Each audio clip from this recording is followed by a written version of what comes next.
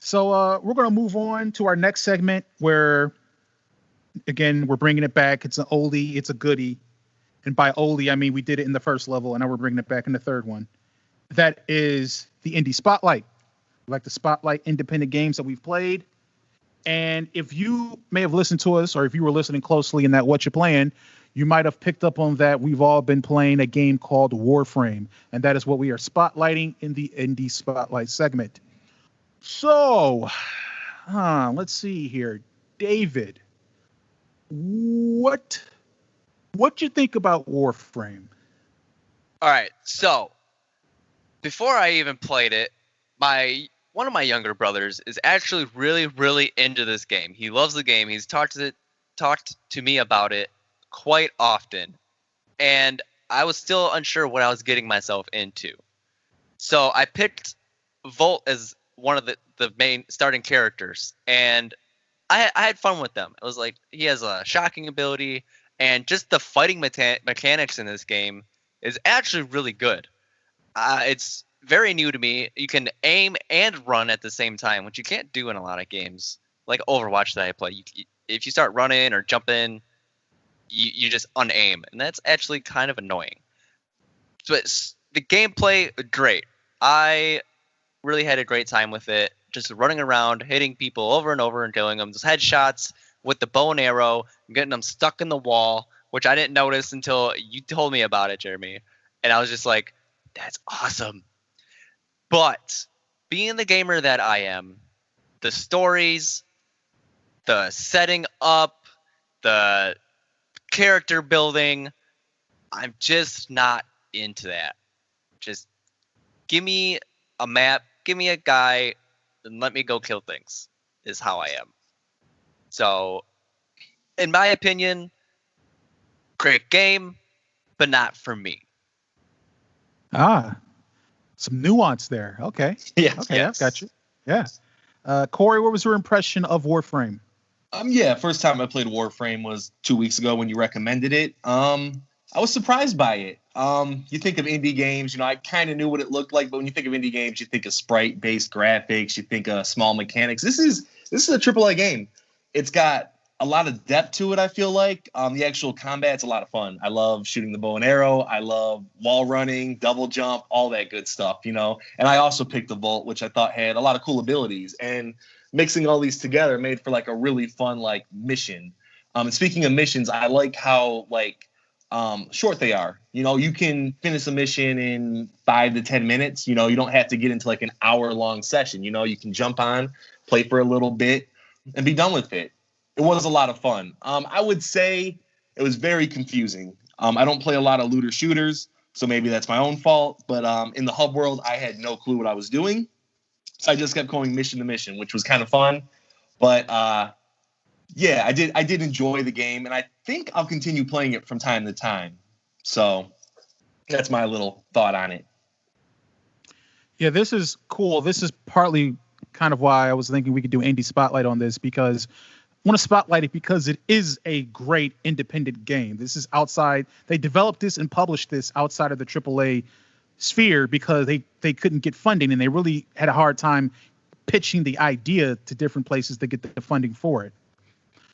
But it has some blemishes, which, I mean, all games do. We just talked about games that have a bunch of blemishes that we love anyway.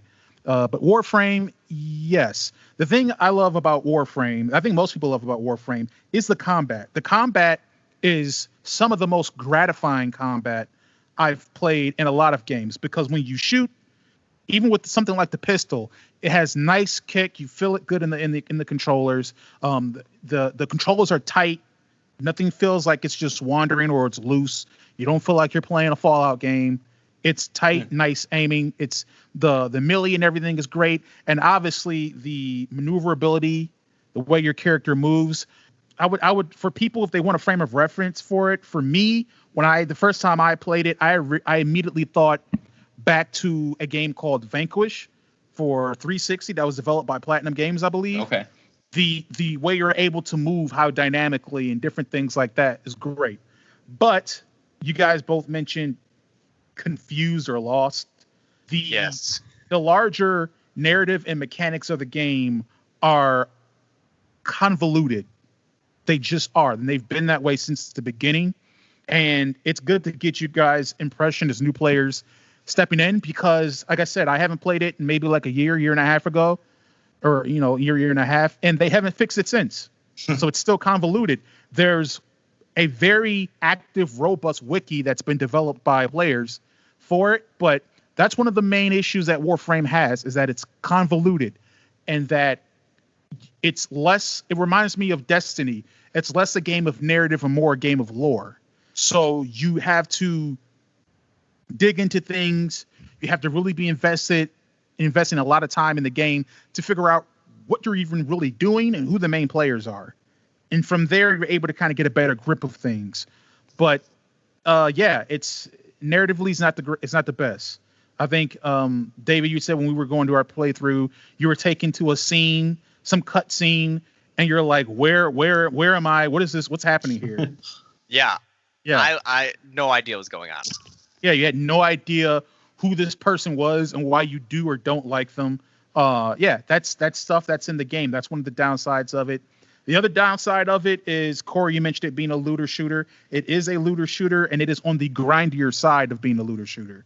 That is because it is a free-to-play game, so it has regular in-game currency and it has premium currency.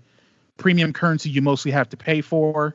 Now, the cost, here's the thing. It doesn't feel exploitative or it doesn't feel predatory. That's the good thing about it, but it is there. So that's something that you're aware of. Is it mostly like aesthetic stuff, clothing options and different things, or is it stuff that really does help you like in the game, equipment, better skills? Oh, so it is that kind of. Oh, it is all that. Okay, it's all that. Yeah, that's a little unfortunate. I mean, I know the game's free, so they got to make money somehow, but yeah, I can see that being like a little bit of a disappointment once you're like 30 hours in. You realize, if I want to keep playing, I got to throw some money down.